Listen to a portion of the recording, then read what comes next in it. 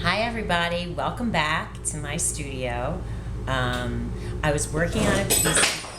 I was working on a piece here, and I was like, well, we need to do another video and let you guys know what it's like to sort of be in the flow in my studio. And I'm looking at my tool that just fell on the floor, but I just want to keep these fairly spontaneous, and I know that people have been curious about my process, so I wanted to focus on that today a little bit, and also talking about why my process is the way it is, how I've sort of gotten to this point, and and I was working on it, so I was sort of like, now's a great time. So I just pulled up the camera, because I'm doing this with like just this camera that isn't the greatest camera, but it's doing the job right now. And I was working on this piece that I had carved, and I have started to texture after applying the porcelain slip that I apply, which I keep in this messy container here. It's an old gelato container of some kind. Sherbet, no, not sherbet, sorbet, yeah. So, and this is the type of piece I started with. It's a different shape, but it's thickly thrown. It's got about a ½ inch to about 3/4 of an inch going on. And then what I do is I carve it, which you can sort of see has occurred here. And then I start to do my texturing. And I texture with different tools and different impressions. Sometimes I create my own impressions from a fired piece where I've made an impression on the fired piece, and then it becomes my tool to carve with. But this is sort of my most happy part of the process. Not that there's an unhappy part of the process per se, but I enjoy this part the most. And so I wanted to bring it to your attention. And I'm just going to reach down and grab the tool I was working with. This is a heavier metal tool that gives you an idea. I don't know what happened. The light sort of shifted.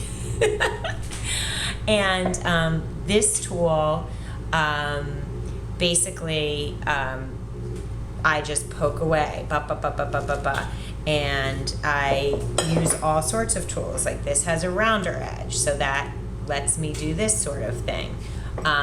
When I carve the piece, I have thicker parts and thinner parts, but because I'm adding the texture, it enables me to create channels that allow the air into those channels. And so I think by doing that, the differences in thickness that we're so afraid of with cracking are less of an issue, because I'm basically opening up those thicker parts. So there's not as much of an issue of that. There's not as much of an issue of air bubbles, because you're going in there and you're opening up wherever the air bubble might be. And this is a smaller piece, but as you can see, it takes a lot of work and time. So it's really not that much bigger of a deal than a larger piece. It's just a matter of how much time and effort is used to cover the texturing. I really like where I've been going deeper in areas now, so that the carved pieces are sort of wrapping in and out of the pot.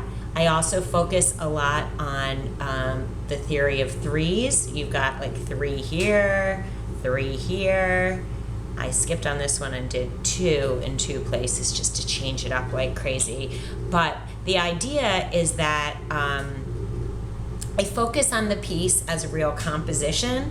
I'm maybe the only one that ever looks at this on my pieces, but I know that I've focused on separating the surface intelligently in ways that I know are more beautiful to the eye, either from experience or from theories that are attempted. And I also am very focused on how the piece will be in the round. So for instance, if I hit an area that starts to be a little bit boring because there's not as much going on or simplified, I like there to be something sort of poking around saying, oh, look at me over here. Now we have 3 pieces. Now we have 2 pieces. And I'm very concerned with like a way of things looking sort of natural but balanced. And again, the process itself is very important to me. This part of the process is my happiest part of the process. And because of that, over the years, I've definitely changed in terms of the outcome of my work because I have focused on the parts of the process I enjoy the most. And that part is the texturing and carving in reverse order, but you get the point. And when I carve, I'm taking a lot of clay away, so I have to keep that and then I reclaim it in my very old-fashioned way of reclaiming and adding water and throwing it in a pillowcase and hanging the pillowcase and going through this whole thing. I am really looking forward to at some point getting a pug mill, but I've been putting it off as long as possible. So if you have any tips on your favorite pug mill, please send them my way, or one that works perfectly fine but somebody's just looking to get rid of for a discount. Of course, shipping is going to always be fun.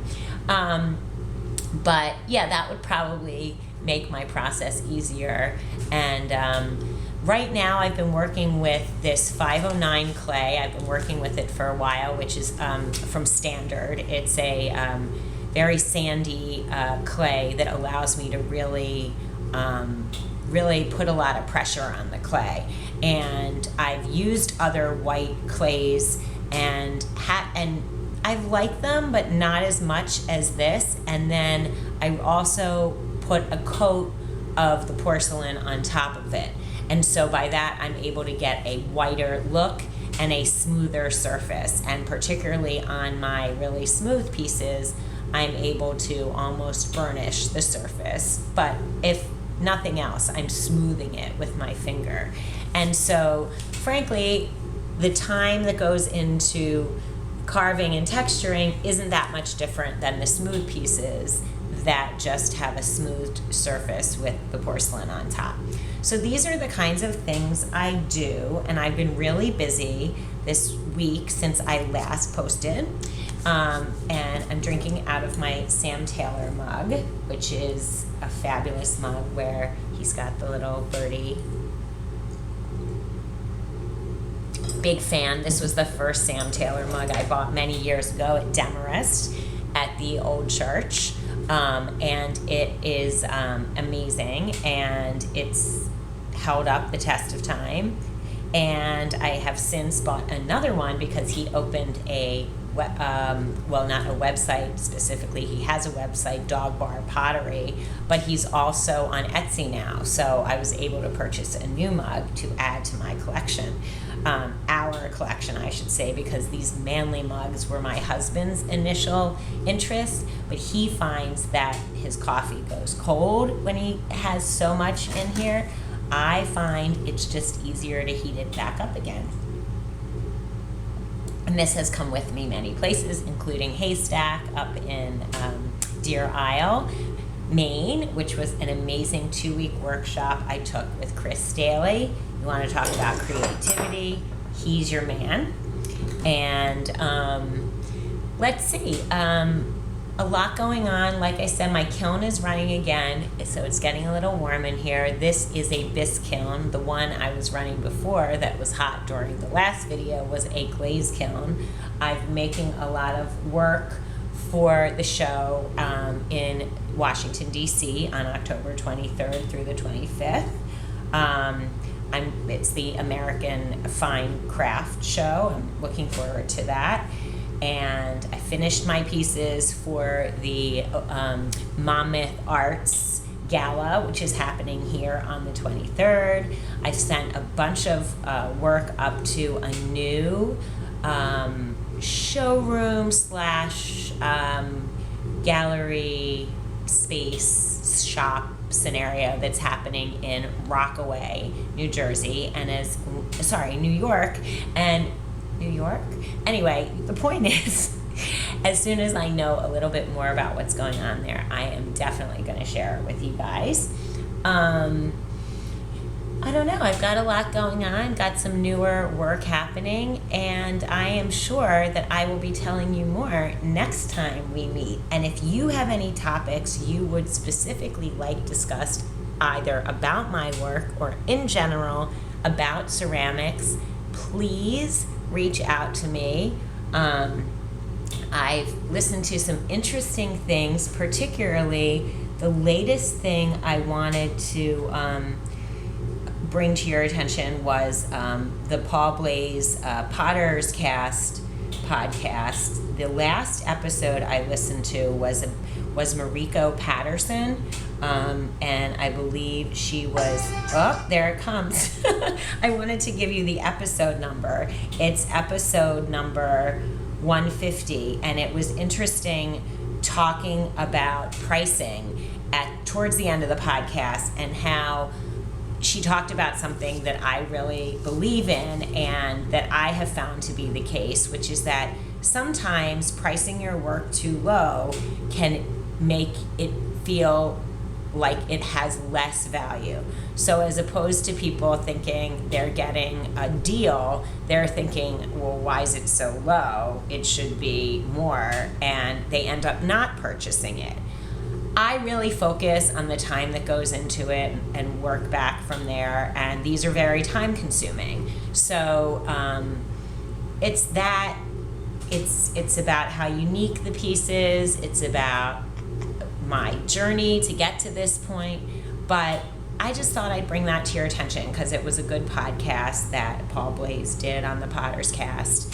And the one before that, I believe he was at Georgie's Clay in Portland, and he was talking with Brian R. Jones and Steve Kelly, and it was nice to hear Brian's voice again, and I don't know if we're going to hear any more podcasts from him, but I think the challenge still exists, so I'd like to hear from him again. I'm totally obsessed with cereal, and I finished cereal, and this is a podcast cereal. I finished Undisclosed. I mean, I'm up to date on it. I've also been listening to the Cereal Dynasty. It's a little bit of an obsession. I've definitely got a lot of little podcast things going on that I'm sort of like addicted to and what have you.